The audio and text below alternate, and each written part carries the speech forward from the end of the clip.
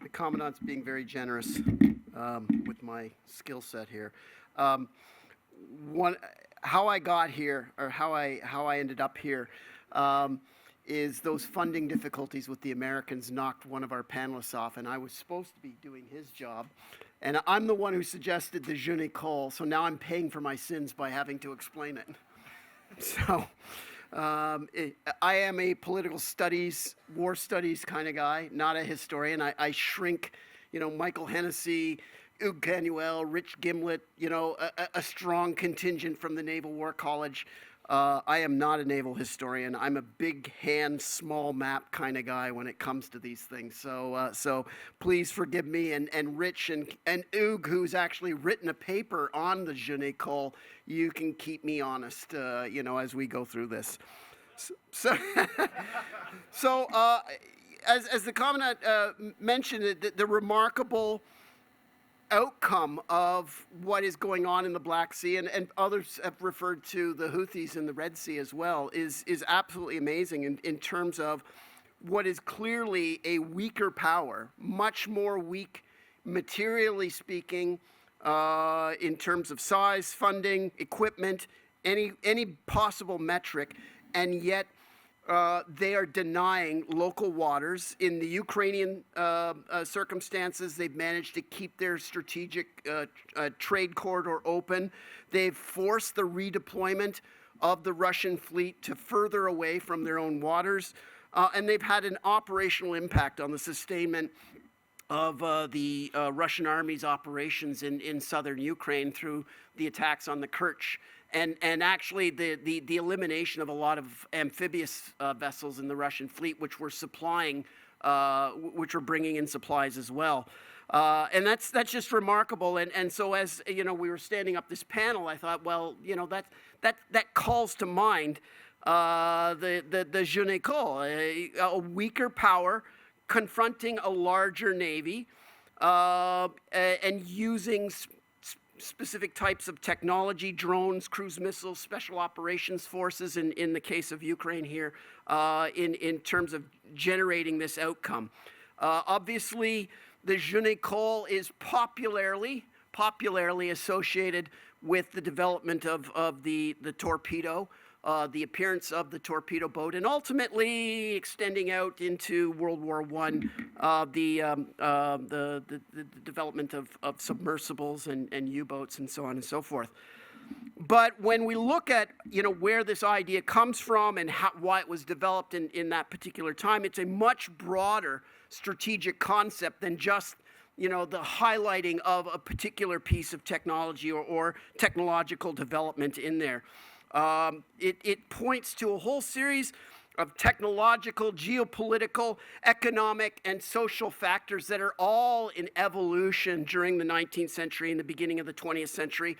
And I would argue, conceptually speaking, the Jeune École is prefigures those RMA debates, that were referred to in the previous panel of the 1990s and the transformation debates of the 2000s.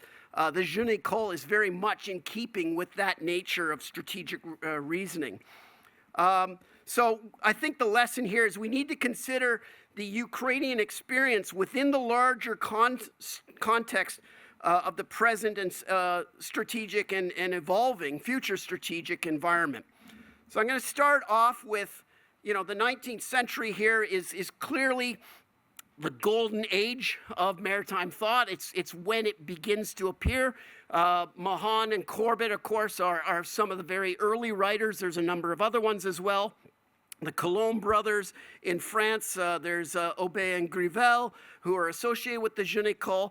And all of these writers are responding to the massive amounts of change that has taken place during the 19th century and the emergence of very strong naval powers, often having a strategic impact all outside of the nature of their actual strategic weight. When we look at Portugal, when we look at the Netherlands, when we look at the United Kingdom, these are all relatively small military powers, and yet they become global empires And it's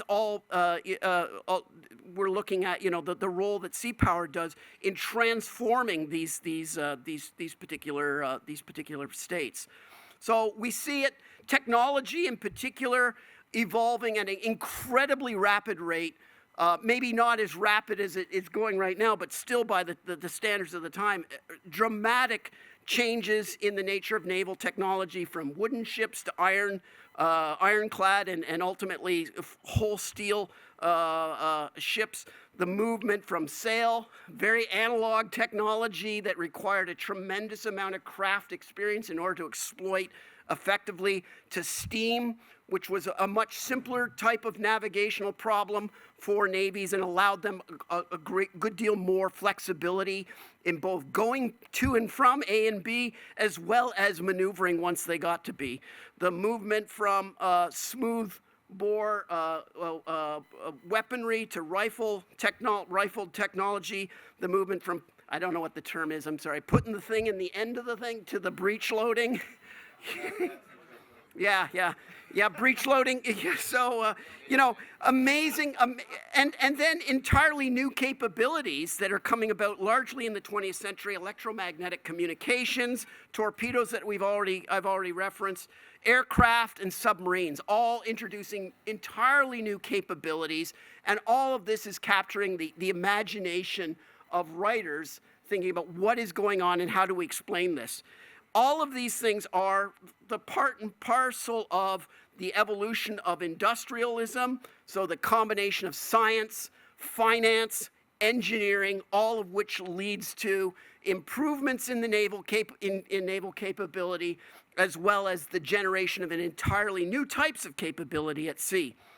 But industrialism is also much broader than just this new types of technology. It's associated with profound social change that is taking place right across Europe in particular, where people are being moved off of the traditional lands that they live on in agricultural, small agricultural communities, and moving into the cities. We see the transformation of artisanal trades into industrialized processes. So you move from craftsmen to factory workers. And the alienation that is created within society by both of these factors, taking people out of the places where they have lived sometimes for centuries, their families and into the anonymity of large cities, and then work where their skills are no longer valued in the same way that they have been for many, creates the rise of an industrial proletariat, class struggle, and fears about social revolution. And those are realized in many cases throughout the 19th century, in a series of revolutions, and most dramatically in 1848, but throughout that entire period. So fears that there are political vulnerabilities associated with this industrial transformation that is going on. So we have technology, we have industrialism, and industrialism itself leads to new forms of global economics, as well as naval capability. So as navies go out and explore the worlds, they learn about, that things are different elsewhere. There are products that are now available that weren't available in their home. The arbitrage in terms of prices or what have you creates new markets, creates the demand for colonies. So all of this is coming out of that naval, and these create new interdependencies between the home, the homeland, the imperial center, and the distributed these distributed colonies, which can be exploited through economic warfare. And again, this ties back into those fears of social panic, that if you attack a nation's economic sinews, that the population can't be relied upon to remain true to the state, and thereby you can use that fear for strategic leverage. By denying trade, by cutting off those economic sinews, you create adverse political conditions at home, which lead to social revolution and potentially a nation withdrawing itself from a conflict due to the chaos at home, or because you got entirely new rulers at that point.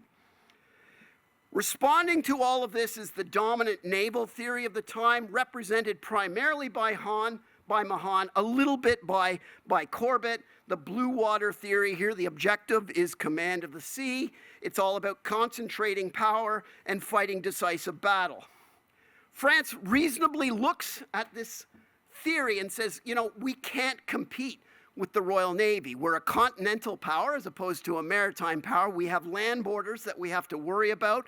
There are other powers that might, if we put all of our resources into the Navy, there are going to be army consequences to those sorts of things. And so the French Navy is never able to compete with the Royal Navy just simply because of these geographic differences between the two areas. And so France can't use the blue water theory because it's always going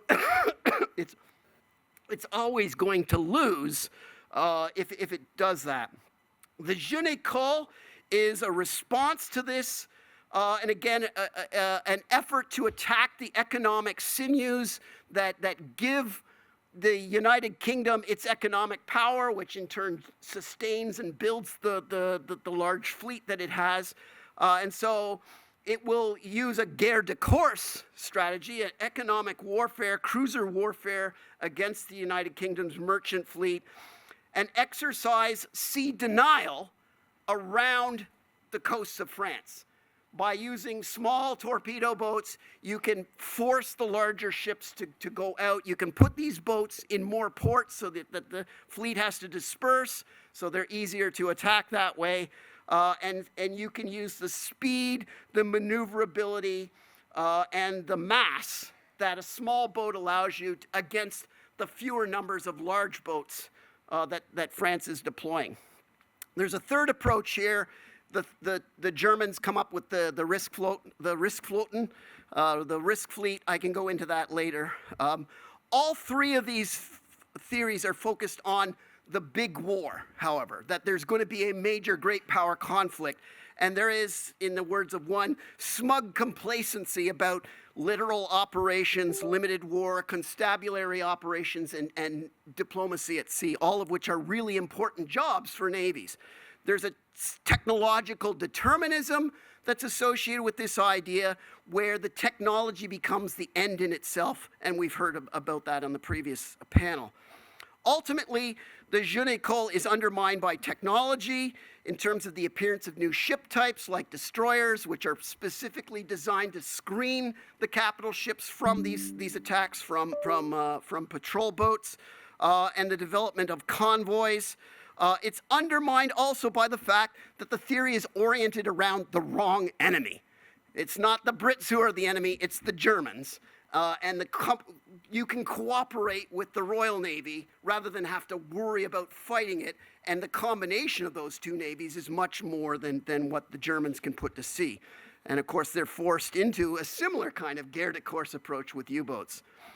So let's return to the Ukraine war and the outcome and this notion of, is the Ukraine outcome in the Black Sea, is that a model for the future, or is this sui generis? Is that just something that's specific to this combination of factors that happen to be at play there?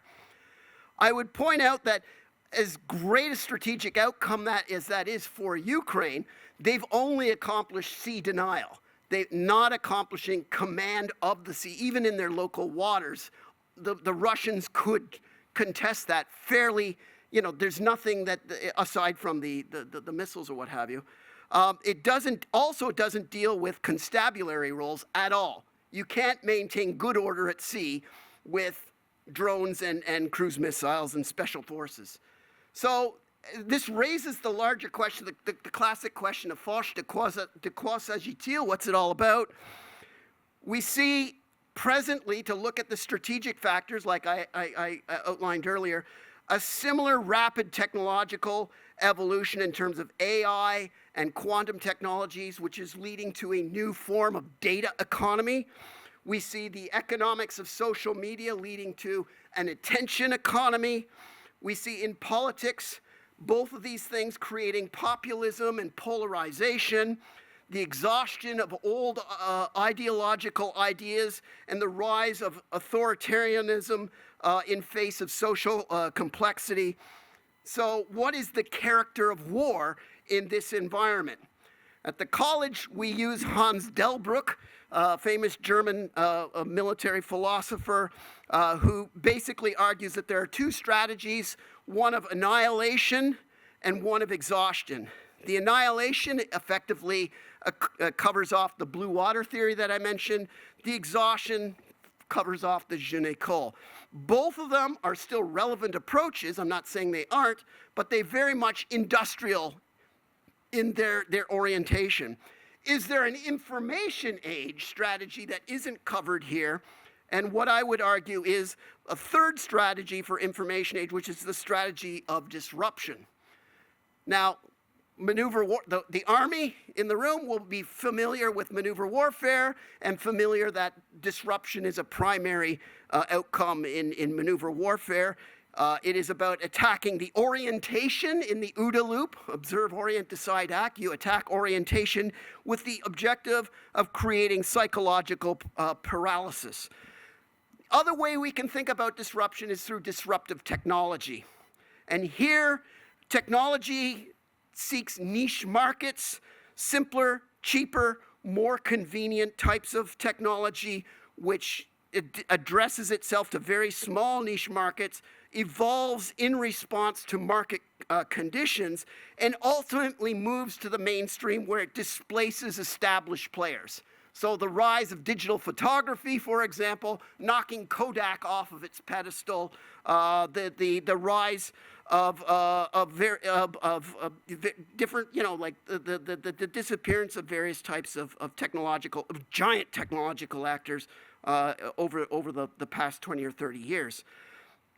Essentially what we see here is the establishment of an altered ecosystem as the strategic outcome.